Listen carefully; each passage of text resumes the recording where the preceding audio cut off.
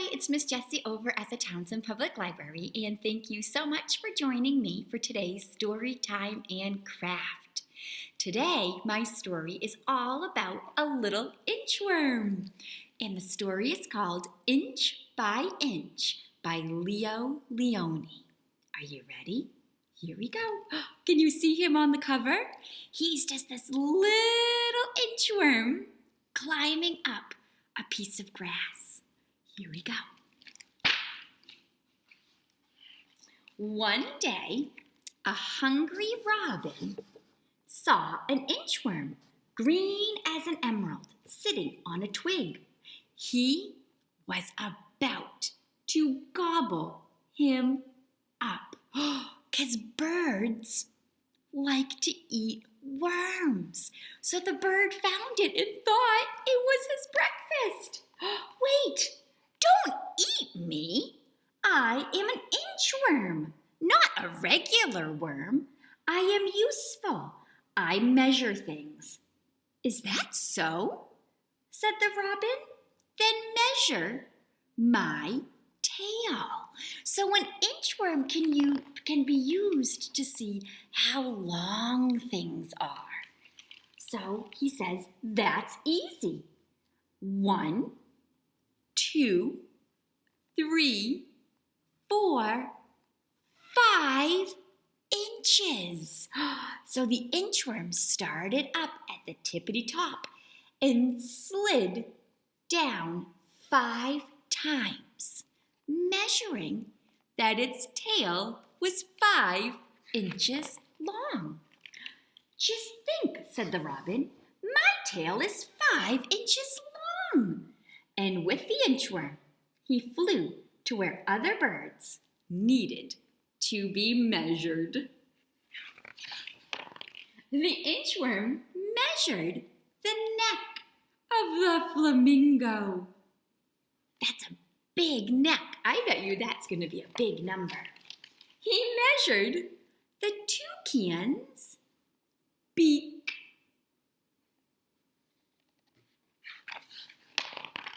And the legs of the heron.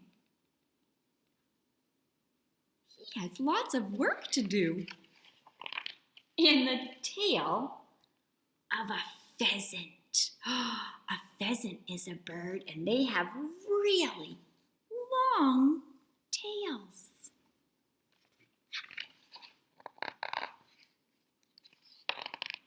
And the whole hummingbird.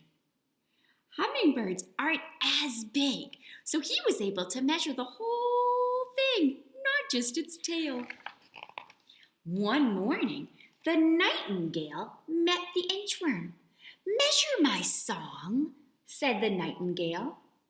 But how could I do that, said the inchworm. I measure things, not songs. Measure my song. Are you feeling brave? Listen to what the bird said.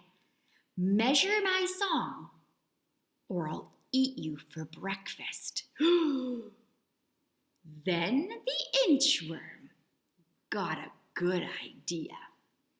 I'll try, he said. You go ahead and sing. I'll measure your song. The nightingale sang. La la la la la.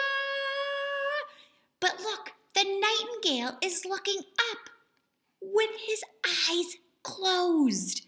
So while he was singing his song, the inchworm measured away. He measured and measured, which means he crawled. He's going far away from that nightingale.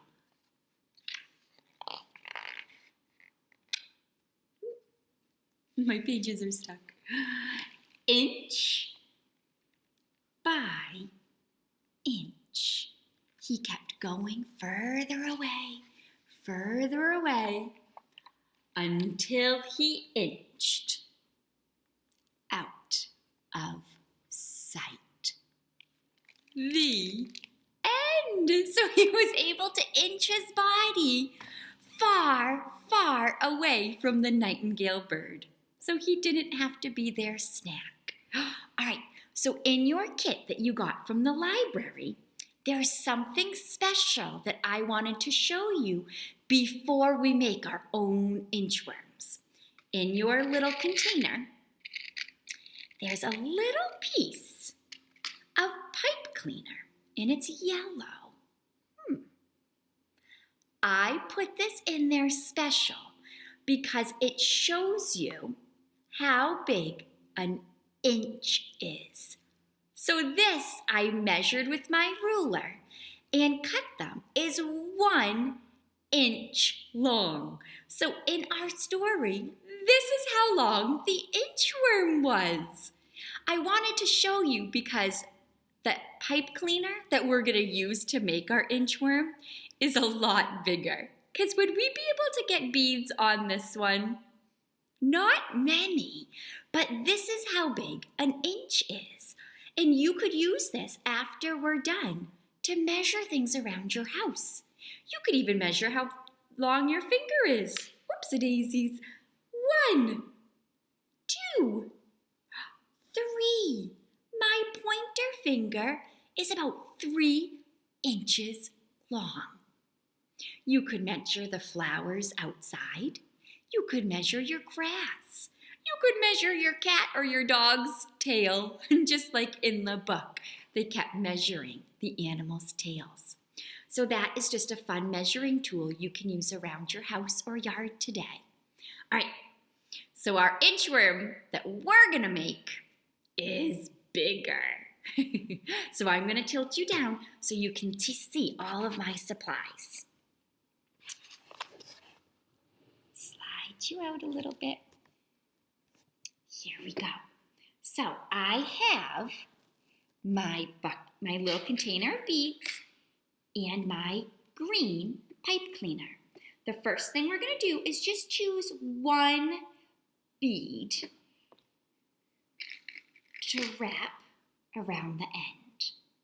So it looks like this, and we're just going to kind of fold the pipe cleaner because it's very bendy to kind of make the inchworm's tail. And what that's going to do is it's going to help so that when we put our beads on, they don't just slip off the bottom. It's going to keep them on there.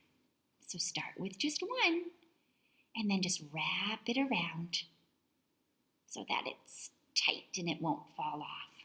And then we just get to take all of our other beads and slide them on. You can do them in any color order that you want. There's a lot of different colors in your containers. You may have green and pink, red and blue. So just keep sliding them down.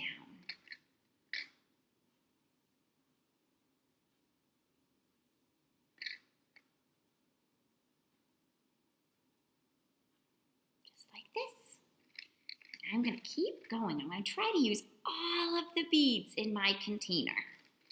Really using our finger muscles today.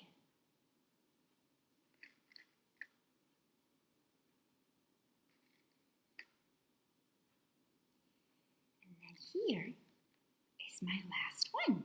And then you'll notice there's still a lot of pipe cleaner left, and that's okay, because that's what we're going to use to make his head. So once all your beads are put on, we're going to kind of bend the end. I'm kind of rolling it like this so that it's kind of in a little ball at the end. And that's his head. But there's one more thing that we need to add to him so that he can see. His eye. So the eyes are stickers. So we'll try to take it out and peel off the back. And if there's a grown-up nearby, they can always help you if that's a little bit tricky. And then it's sticky. And then you can just stick it right there. And there we have it, our own little inchworm. And sometimes the inchworms curl up and then they slide down. And that's how they move. Well, thank you so much for joining me for today's story time and craft. I hope later on you can go outside or around your house and do some measuring with your own little inchworm. Thank you so much for joining me, and I hope to see you again really soon.